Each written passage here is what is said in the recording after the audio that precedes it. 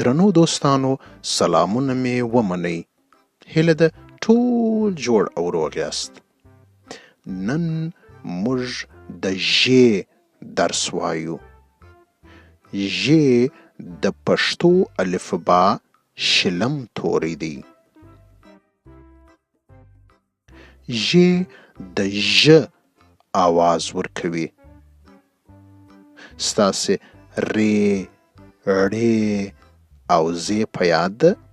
ژ هم تقریبا د دوی په څیر لیکل کیږي، خو پر سر باندې 3 ټکي لري. نو راځئ د ژ درس ته ولاړ سو. ژ ژمی. ژمی ته په انګلیسي وینټر وایي. ژمی د کال آخري فصل دی.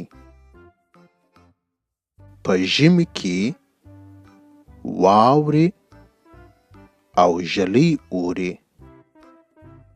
اوس نو تاسو دا دوې جملې را سره تکرار کړئ. ژمی د کال آخري فصل دی. په ژمي کې واورې او ژلۍ اوري. په ژمي کې رښتیا هم واورې وي، هم ژلۍ وي، یخ وي، بادونه وي. تاسې ګورئ په ژمي او ژلۍ کې ژ راغلې ده. اوس به وګورو چې نور کوم نومونه له ژ څخه راځي. ژ ژبه. ژبې ته په انګلیسي ټنګ وایي. ژ ژړا. ژړا ته په انګلیسي کرایینګ وایي. او ژ ژرنده.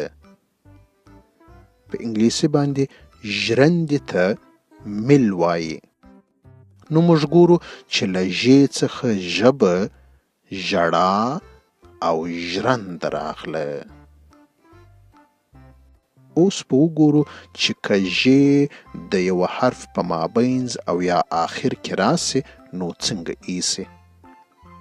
روژه. په روژه کې ژ په مابینځ کې راغلې ده. بنداژ. په بنداژ کې ژ په آخر کې راغلې ده.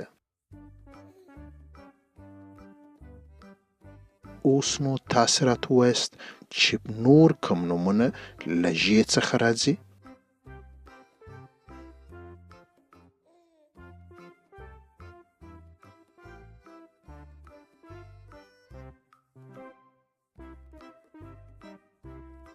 آفرین.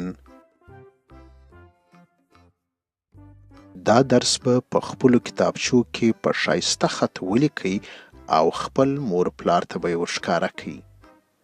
ژ ژمی. ژمی د کال آخري فصل دی.